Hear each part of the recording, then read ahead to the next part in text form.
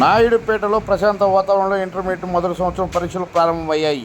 నాయుడుపేట కేంద్రంగా 4 పరీక్షా కేంద్రాలు ఉండగా వేమ, విక్రమ్ గురుకుల పాఠశాల ఎస్పీజీసీ సెంటర్లుగా నియమించారు.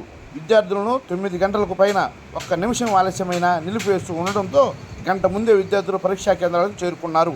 డీఎస్పీ చెంచుబాబుతో పాటు పట్టణ సీఐ వెంకటేశ్వర్లు పరీక్షా కేంద్రాలను సందర్శించి కట్టుదిట్టమైన ఏర్పాట్లను చేశారు. అయితే విద్యార్థులు ఎటువంటి మాల్ ప్రాక్టీస్కు పాల్పడకుండా జిల్లా కలెక్టర్ వెంకటేశ్వర్ చర్యలు తీసుకున్నారు. నెలవల విజయశ్రీ విద్యార్థులకు శుభాకాంక్షలు తెలియజేసిన వారిలో ఉన్నారు.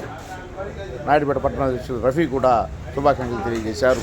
అయితే నాయుడుపేట సిఐ ఎక్కడికక్కడ పర్యవేక్షణ ఏర్పాట్లను పరిశీలిస్తున్నారు. పరీక్షా సెంటర్లో విద్యార్థులకు ఆరోగ్య పరీక్షల నిమిత్తం ఆశా వాలంటీర్లు విధులు నిర్వహిస్తున్నారు. మొత్తం మీద 1236 మంది విద్యార్థులు నాయుడుపేట పట్టణంలో 4 కేంద్రాల్లో పరీక్ష రాస్తున్నారు. విద్యార్థులకు సౌకర్యవంతంగా ఉండేందుకు వెలుతురు కనిపించేట్లుగా పరీక్షా కేంద్రాలు ఏర్పాటు చేసి ఉన్నారు.